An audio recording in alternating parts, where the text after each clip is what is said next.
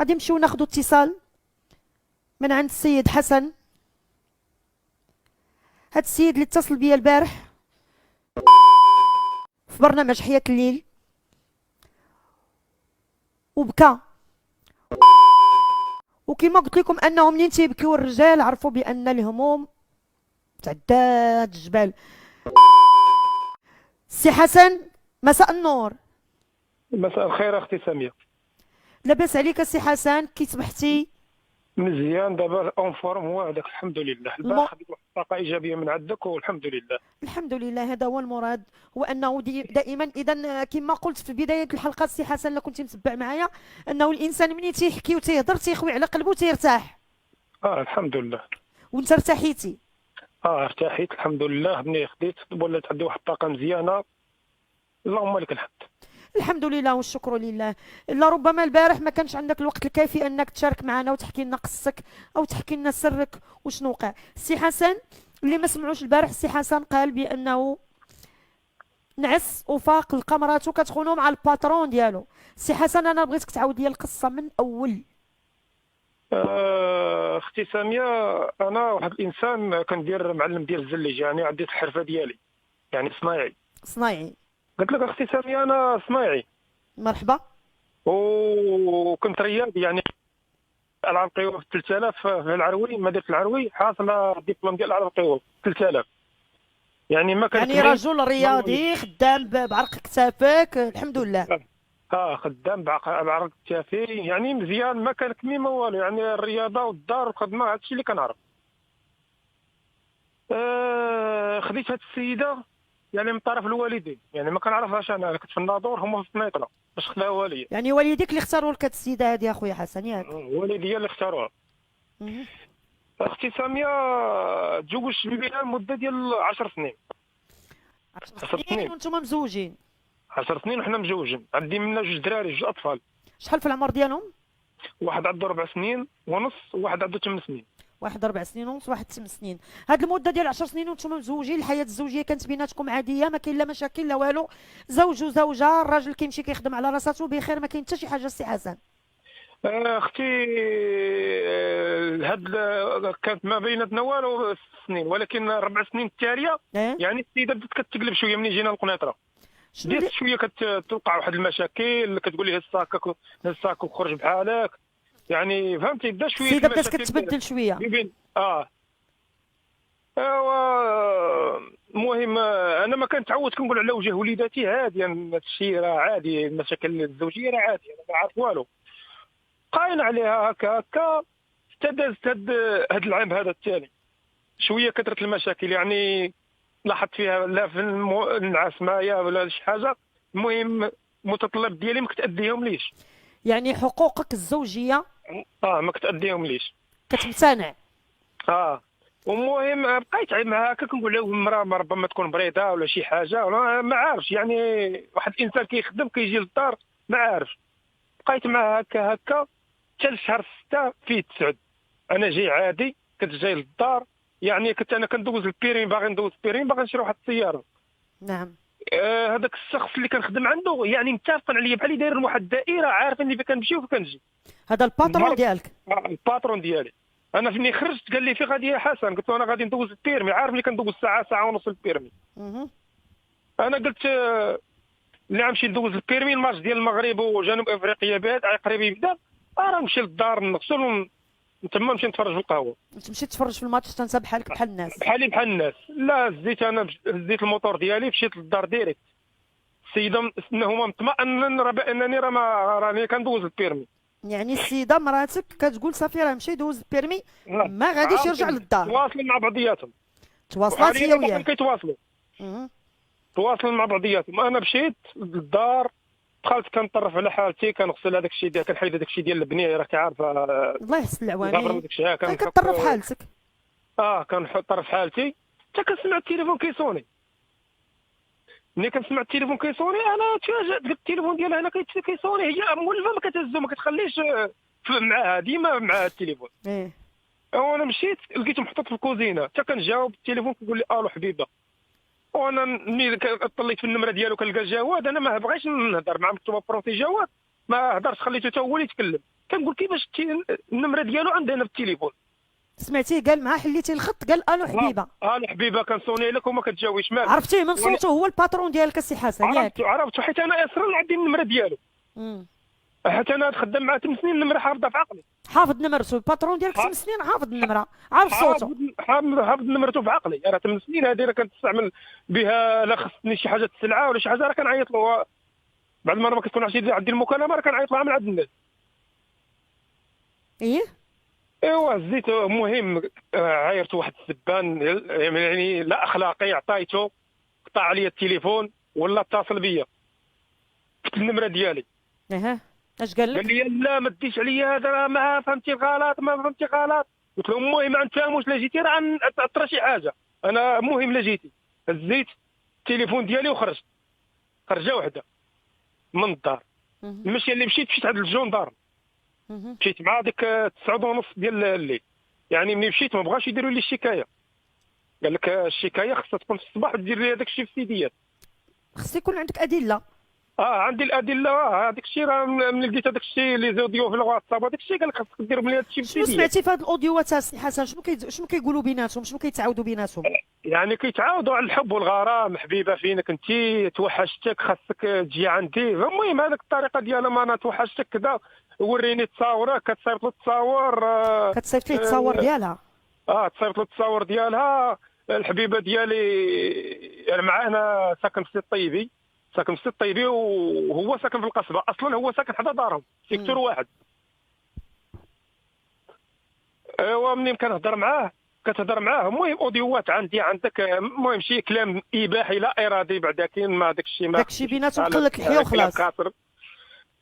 كتصيفط له فيديوهات يعني عاريه، ما عندها حتى شي حاجه في الحماق. انا تصدمت ملي كنشوف هذاك الفيديوهات، تصدمت يعني تصدمت. كون كانت على الهضره ندوزوها، ولكن ملي كنلقى الفيديوهات تصدمت. هاد الفيديوهات السي حسن اللي كتصيفط ليه قلتي لي انها فيديوهات شبه اباحيه، عريانه كتصيفط ليه فيديوهات. عريانه في الناموسيه ديالي، في الناموسيه ديالك فراشك. اصلا انا مني سولت، مني نط في المشكل وداك الشيء، الناس كيتصلوا بيا قالت لك راه خوها كان كيوصلها حتى للدار تما، كان كيوصلها للدار عندي، كانت كتقول لهم خويا. يعني ملي كنت يجيبها للدار عندك كنت كتقول للناس بالله هو خوك؟ خويا. وانا منين كنت واحد الدري خدمته معايا من الزنقه ديالنا، هو عارف بانه فلان ما كيجينا ما كنجيو، عارفوا بالله الباترون ديالك. شهدوا للناس. ما بغا يشهد لي حتى واحد، حقها هي كدير القرعه تما، كتجمع القرعه ديك الشيء ديال دار. يعني راه كعارفه مع هاد المشاكل كلشي خايف على رزقه. بصح. المهم وصلت من القضاء، درت السيديات، درت هذا كل لي فيديو. عندي واحد اوديو يعني كتهدو، هو راه فايت له مشاكل ديال هذاك الشيء قديم، بانه محمل وحده وهو بنته عندها دابا شي 18 سنه ومجوجه بلا كاغيط. الاوديو اللي لقيتيها السي حسن كتقول بان الزوجه ديالك كتهددو هو. شنو كتقول ليه في التهديدات؟ كتهددو شنو كتقول له؟ خاصك هذا الشيء. كتقول له طلبتي مني، قال له هو في الاوديو ديالو، قال له خاصنا نتوبوا ونطلبوا ونصليوا الله يغفر لنا. الله يغفر لنا. كتقول لنا غفر لنا، تا درتي فيا ما بغيتي، وهذا الشيء ما بغيتي فيا، تا درتي فيا ما بغيتي. كتقول له انا قالت له اللهم اطلق وما خليش البشري يمشي على رجليه، اللهم اطلق. يمشي للحبس، يمشي للحبس. كنسمعك السي حسن. يمشي للحبس.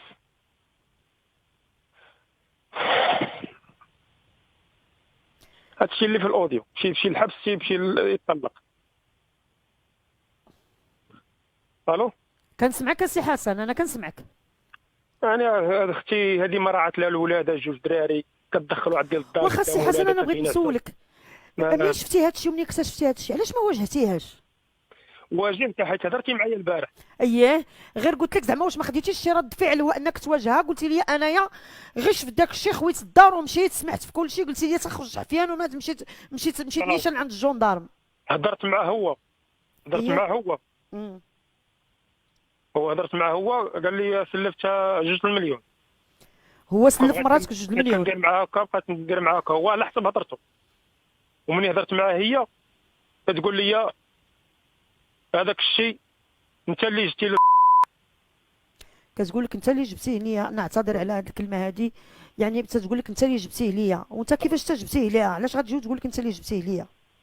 يا اختي انا ما جبت لها حتى حاجه، يعني هذاك الشيء اللي كتقولوه هي راه زعما اي واحد كيلقى المبرر ديالو، راه قلتها لك البارح.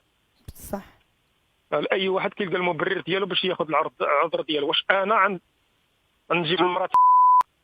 ما كاينش شي كاين واحد شي واحد كيقبل عنده على الشرف ديالو. رجولته. النبي عليه الصلاه والسلام قال لك اقتلوا من لا غيرة له. ما كاينش شي واحد كيقبل على رجولته لانه غادي يجيب راجل يقدموا لمراته، يقدموا للزوجه ديالو. انت درتي المسائل ديال القانونيه، هزيتي داك الشيء، هزيتي دوك الاوديوات، دوك الفيديوهات، دوك التصاور، درتيهم في سيدي ودفعتيهم للجندارم، درتي شي كايه ديال القانونيه. انا فيما كندوز كنحط السيديات اصلا، عندي الضوبله داك الشيء اللي راك عارفه بنادم، الاجراءات ضروري خص يتاخذها. صحيح. ولكن هذا السيد عنده نفوذ اختي. علاش اتصلت بكم اختي ساميه؟ سميره معك اخويا. اختي علاش اتصلت بكم؟ هذا السيد عنده نفوذ، يعني اي مبرر راه قادر يديرو. حتى شي حد ما عنده نفوذ، حتى شي حد ما فوق القانون. حنا في بلد المؤسسات، انا اتصلت في ظل بكم حمايه أختي صاحب سامية الجلاله نصره الله. توقفوا معايا، انا اتصلت بكم عارف شنو كاين. حتى شي حد ما فوق القانون طالما عندك ادله. عندي ادله كتثبت على ذلك، وخاصني نحط التليفون عند الخبره ديال سميتو تثبت خيانه هذه السيده هذه، فالقضاء غادي يكون فيصل بيناتكم. الوليدات فين هما دابا السي حسن؟ الوليدات واحد عندها وواحد عند باها عند باها. انت خليتي لها الدار ومشيتي جلستي في داركم؟ ضروري اختي، وراه يحطوا عليا شي حاجه شي باطل راك عارف. شنو بحالاش هذا الباطل اللي يتحط عليك؟ تضرب راسها بشي حاجه وتصيفني بشي عام ولا عام ونص. راه خير ما عملتي، انت رجل عاقل وحكمتي العقل ديالك تبارك الله عليك. انا من بابري هذا تنحييك انك ما خديتيش شي رد فعل عنيف، وانا لا اشجع على العنف. انت تصرفتي بعقل ومشيتي سلكتي طريق القانون. غير بغيت نقول لك السي حسن، هو راه حتى شي حد ما كاين عنده نفوذ، لا احد فوق القانون، حتى شي حد ما فوق القانون. حنا في بلد المؤسسات، ولا عندك حق غتاخذه. هادشي اللي بغيت نتواصل معكم اختي ساميه فيه. وهذا السيد هذا ما تواصلش معاك، ما هضرش معاك هو بحكم انه باترون ديالك، ما حاولش انه يصلح معاك الامر، ما حاولش بزاف د الامور، يعني ما كانش بيناتكم واحد المواجهه انت وياه. عطى النمره ديالو للزوجه ديالو في الاول، وبقات كترغبني وكيبغي يتواصلوا معايا وداكشي، ولكن داك الشيء ما يمكنش. باش دير تنازل على انك تنازل. ما يمكنش يا اختي ساميه، راه الطعن في الشرف ديالي هذاك الشيء. من راه حقك. الشرف اغلى لي من كل شيء. هذاك الشرف ديالي قاصح باش هي ما كتهضرش معاك، يعني ما عطاتكش، ولو انه هذا الشيء راه ما عنده حتى شي مبرر. طالما انك كتقول انت شفتي فيديوهات صور شبه اباحيه وفيديوهات شبه اباحيه وسمعتي اوديوهات، فهذا الشيء ما عنده حتى مبرر، غير فقط من باب العلم كما تنقولوا حنا. يعني ما عرفتيش شنو السبب، اجي علاش كيفاش، مجموعه ديال الاسئله كطرح نفسها. يعني هذاك السيده كما كيقولوا الجيران ديالي، قال لك لبست الابيض وكتقول لهم راه مات الراجل ديالي. هذه راه قبيحه. هذه البنت اللي لبسات الابيض وكتقول لهم بالله انت متي. الراجل ديالي مات. يعني الناس ملي كيتواصلوا معايا وكيوصلوا لي هذه الاخبار، راه راسك يحرقك. ما كيعدر تصالح، ما يمكنش دير فيها الثقه. لا، عن اي صلح تتحدث؟ يعني انا في عرف الرجله كما تنقولوا حنا، راه ما كاين صلح. انسان كيشوف خيانه ديال زوجته كتخونو وهي على الذمه ديالو، يعني هي على سميتو مراته وكاينين وليدات، فاش من صلح؟ وكتقول انها كتلبس الابيض وكتقول لهم راجلي مات. كتقول لهم راجلي مات. والقضيه ديالك انت لحد الان فين وصلت السي حسن؟ هذه دابا اول جلسه عندنا في شهر 7 في 14 مع الوحده، وحتى شي واحد فيهم ما بقى كيتواصل معاك، لا هو لا هي؟ وليداتك ما كتمشيش تشوفهم؟ اصلا بدلت النمره، انا اصلا ما بغيت نتواصل مع حتى حد. اصلا بدلت النمره ديالي، ما يتواصل معايا حد، ما نتواصل مع شي حد. انا كنباغي القانون.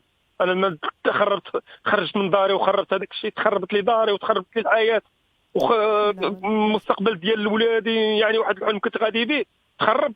يعني حتى انا باغي القانون، حتى انا ضاعت في الحياه ديالي. لا، حياتك ما ضاعتش السي حسن. علاش حياتك غتضيع؟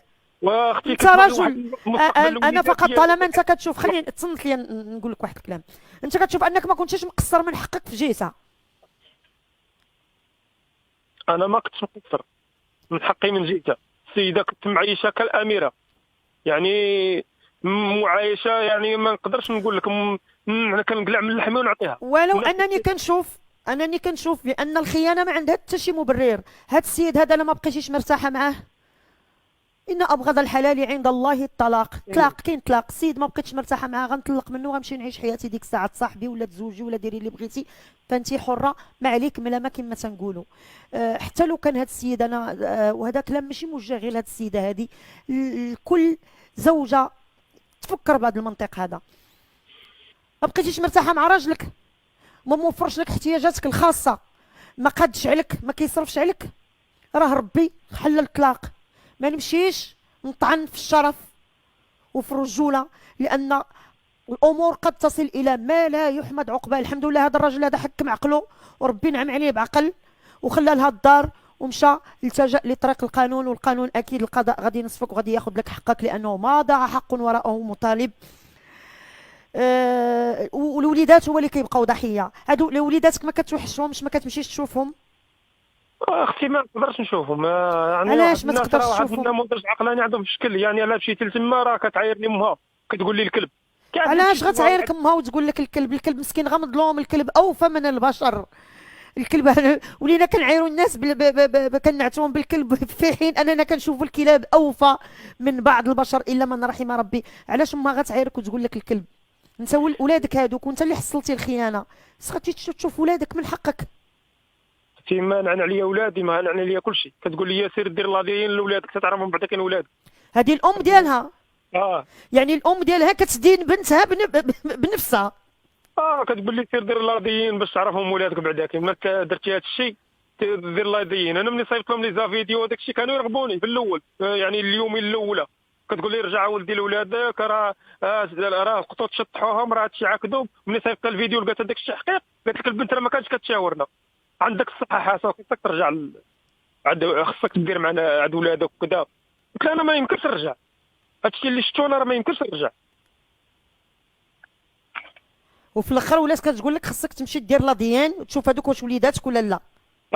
يعني هذه الام ديالها كتشهد في بنتها. كتقول لي هذه هاد الهضره هذه. لا حول ولا قوة إلا بالله العلي العظيم. أنت التجأتي لطريق القانون، أكيد وليداتك تتوحشوك، تتوحشهم. دابا اختي كتقول لهم باكم مات. كتقول لهم باكم مات؟ كيفاش باكم مات؟ ما فهمتش. عند الناس راه بسيكولوج، راه بسيكياترو كما كيقولوا بالطاليان، راه حمق في راسهم، راه ماشي شي حاجه ما كان فهمتي. راه ضروري خصهم يلعبوك بالدم ديال عقلك. الحمد لله ملي جيت انا مركز وعارف. أكيد الحمد لله أنك إنسان عاقل ونعم عليك الله بنعمة العقل، هو أنك تصرفتي واحد تصرف عقلاني جدا، أنك التجأتي لطريق القانون. أنا كما قلت السي حسن ودائما كنقول وأكرر، لكل سيدة متزوجة على ذمة رجل ما كنتيش مرتاحة في علاقتك الزوجية، مقصر من ناحيتك ماديا، مقصر من ناحيتك في العلاقة الزوجية الحميمية، ما مرتاحاش لأي سبب كان، إن أبغض الحلال عند الله الطلاق. نطلق، انما نخون ويكونوا ضحايا الاولاد، غلط. تقدر الله يستر هذه الخيانه تنتج عنها فعل جرمي، ترتكب جريمه قتل، لربما فعل رد الفعل الزوجي يكون قاصح وقوي ويمشي يقتل ديك الزوجه. كاينه ولا لا سي حسن؟ كاينه اختي. هذا الشيء راه الناس شجعوني على هذا. واحد مول الحانوت الله يلا عنقني ملي كنت منهار عنقني. وانا كذلك كنقول لك تبارك الله عليك، برافو، شابو، انك احتكمتي للغه العقل وخدمتي عقلك ومشيتي التجأتي لطريق القانون. وكما قلت لك نحن في بلد المؤسسات ولا احد فوق القانون، ما نسمعش منك انه عنده نفوذ، حتى شي واحد ما عنده نفوذ. حنا بلاد القانون، ما نعاودش نسمع منك هذه الهضره هذه يا سي حسن. طالما انت على حق وعلى يقين بانك صاحب حق، راه ما غاديش يضيع لك حقك. وطالما انك تحتكم على كل الادله اللي كتدينها بالخيانه الزوجيه، فتا واحد ما يخلعك. شكرا اختي. هادشي اللي بغيت نقول لك انا عليا. بغيت نتلجأ شوف تي في، يعني نهار الجلسه ضروري خاصك تكون حاضر معايا شوف تي في. انت التجأتي لقناه الشعب وقناه صوت لما لا صوت له، صوت كل مظلوم، فاكيد غادي نخليك ترجع للروم كونترول سي حسن وتهضر مع المخرج ديالنا الاستاذ كمال، وتخلي الرقم ديالك لان البارح حنايا حاولنا نتواصلوا معاك، للاسف ما خليتيش رقمك، فخلي الرقم ديالك قبل ما تقطع معايا، خلي الرقم ديالك، ونهار الجلسه اكيد قناه الشعب غادي تكون متواجده معاك، ولا عندك حق فانت غادي تاخذه. لا عندي اختي الادله وكل شيء عندي كامل. عطيني النمره. ما نبغيش نعاود نشوفك كتبكي. لا اختي لا. انت رجل وخليك قوي ورجل. انا تنقول دائما انه عندما يبكي الرجال الهموم فقط الجبال، ما نبغيش نسمعك كتبكي. وللزوجه ديالك